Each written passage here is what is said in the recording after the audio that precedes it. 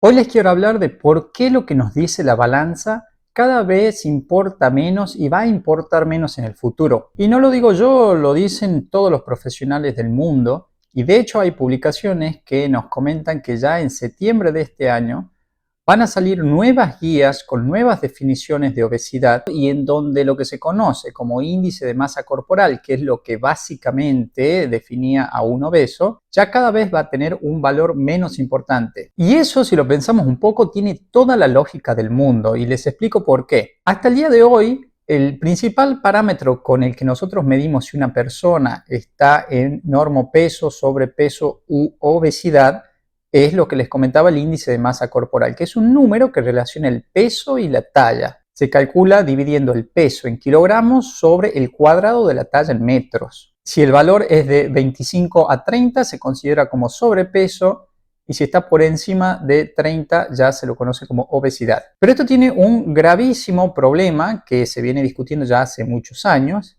y que con estos nuevos criterios se esperan subsanar, y es que estamos considerando un único parámetro que es la relación peso-talla, sin tener en cuenta las proporciones de los tejidos, que eso en definitiva es lo importante, es decir, no importa solo cuánto pesa la persona, sino que de ese peso que nos muestra la balanza, cuánto corresponde a grasa y cuánto corresponde a músculo.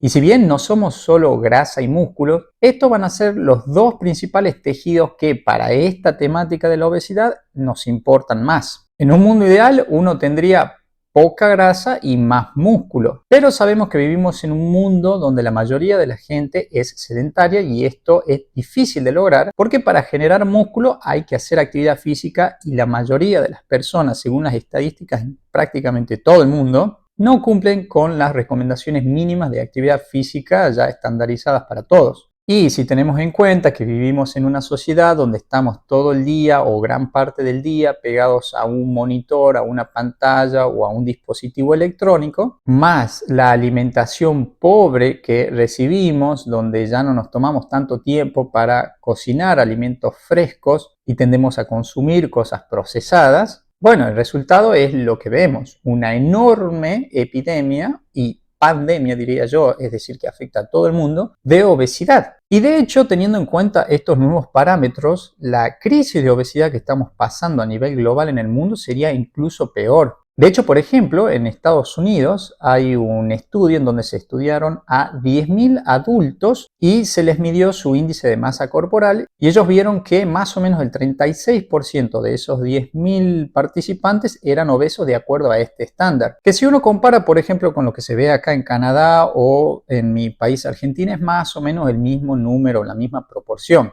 que ya de por sí es muy alto. Estamos hablando de que más de una persona cada 3 tiene un problema de obesidad. Pero ahora, cuando a ese mismo grupo que les comentaba de Estados Unidos de 10.000 personas, en lugar de medir la obesidad con el índice de masa corporal, lo hicieron teniendo otros parámetros, como por ejemplo el perímetro de la cintura y el porcentaje de grasa corporal, ese porcentaje inicial de 36% subió al 74%. O sea que es mucha más la cantidad de gente obesa si medimos la obesidad con estos nuevos parámetros que la que venimos midiendo clásicamente. Y eso tiene todo el sentido, toda la lógica del mundo. Porque si nosotros medimos la obesidad teniendo en cuenta el peso y la talla y dejamos afuera la proporcionalidad de los tejidos, nos podemos encontrar con dos situaciones extremas, digamos. Por un lado, encontrar gente que sea muy pesada, pero que tiene muy bajito porcentaje de grasa corporal, y este es el caso típico de los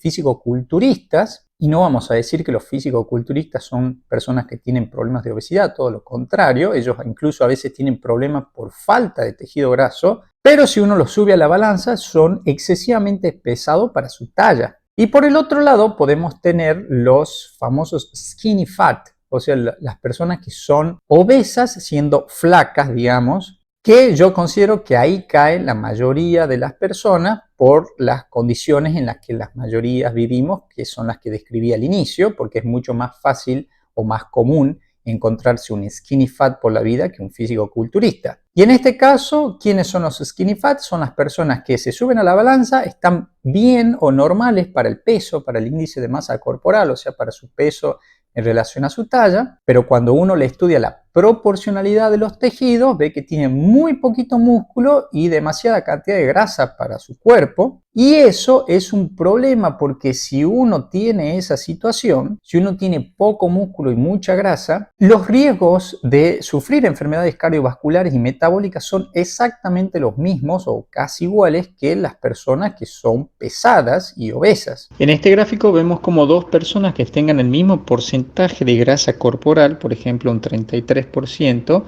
van a tener igual riesgo cardiovascular por más que una pese 113 kilos y la otra 70. Y ahí yo creo que hay un gran punto, y es que muchas veces nos hacemos las preguntas incorrectas, o mejor dicho, las preguntas incompletas, porque en el mundo hay muchísima gente preocupada por reducir su porcentaje graso, y eso está muy bien, y andan por la vida preguntando cuánto de grasa perdí, cuántos kilos perdí. Está bien, pero es incompleto porque no se preguntan cuánto músculo gané. Entonces no se trata solo de perder grasa, sino también de ganar músculo, porque esto está ya recontra remil estudiado y cada vez se sabe más, porque esto es ciencia. Y la ciencia ha mostrado que a mayor cantidad de músculo, mayor beneficios de todo tipo. Es decir, estar con mayor cantidad de músculo no implica solo ser grandote y atractivo desde lo físico y estético o ser más fuerte para levantar cosas pesadas. No, tener más músculo o por lo menos una cantidad saludable de tejido muscular implica que tu metabolismo basal va a aumentar.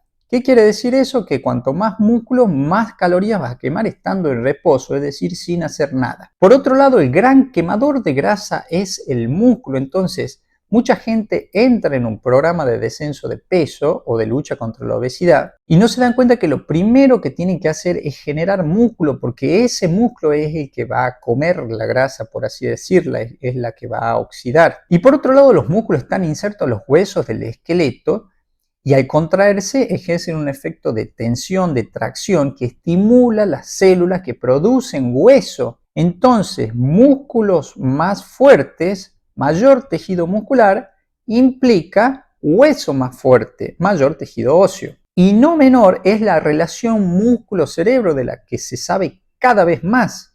Y por darles un ejemplo, hoy hablamos de un montón de mioquinas. ¿Qué quiere decir mioquinas?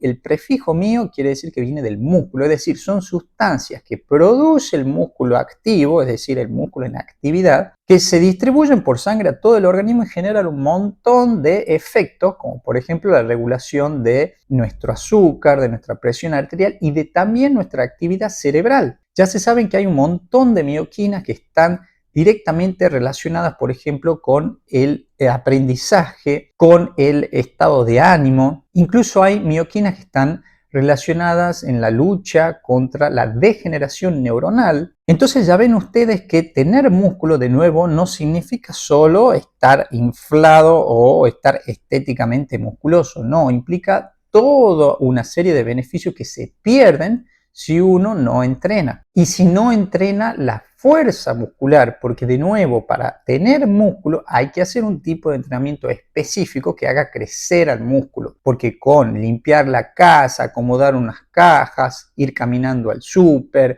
etcétera, si bien vale como movimiento, eso no es un entrenamiento guiado hacia la obtención de mayor cantidad de tejido muscular. Por eso es importante tener un programa de entrenamiento diseñado para ese propósito. Y por otro lado, cuando nosotros empezamos con un programa de lucha contra la obesidad y empezamos a alimentarnos mejor y a entrenar más y demás, es común que si bien uno empiece a perder grasa y a ganar músculo, esa ecuación termine repercutiendo en la balanza en más. ¿Por qué? Porque resulta que si yo pierdo grasa pero gano músculo a la misma vez, el músculo es más pesado que la grasa. Entonces al ganar músculo me vuelvo más pesado en un principio, sobre todo, hasta que ese músculo pueda quemar, oxidar, utilizar una significativa mayor cantidad de tejido graso que me permita ver eso reflejado en la balanza. Y esto lo digo porque muchas veces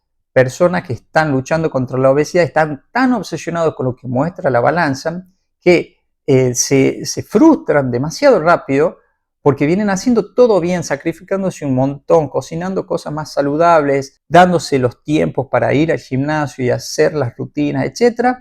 Y cuando se suben a la balanza ven que su peso está igual o incluso que está un poquitito mayor. Entonces se frustran, piensan que no sirve para nada, que todo lo que hicieron es al vicio y chao, tiran al diablo toda su rutina, todo su entrenamiento. Y puede ser que esté pasando esto que les digo, que estamos creando músculo más que quemando grasa en esta primera fase y el músculo a ser más pesado, entonces me va a decir entonces la balanza que estoy aumentando de peso o que no estoy perdiendo peso. Todo lo cual nos pone el parámetro del peso como algo relativo. No quiere decir que no lo vamos a tener en cuenta, sí que lo vamos a considerar, pero ya no va a cumplir, gracias a Dios, un rol fundamental en la lucha contra la obesidad. Y otro motivo por el cual lo que dice la balanza va a ser considerado como un parámetro más del montón y no el parámetro principal, es porque no estamos teniendo en cuenta, si nos fijamos solo en el peso, la distribución de la obesidad o la distribución de ese exceso de tejido graso. Y eso es algo fundamental porque no es lo mismo acumular grasa en las caderas, por ejemplo, que eso es algo muy típico de las mujeres, versus la obesidad abdominal central, que es más típica del varón. Es mucho más lesiva, mucho más peligrosa la acumulación abdominal de la grasa que de las caderas. Y entonces, en ese sentido, otro parámetro que va a empezar a jugar muy fuerte acá es el perímetro de la cintura. Por eso estar panzoncito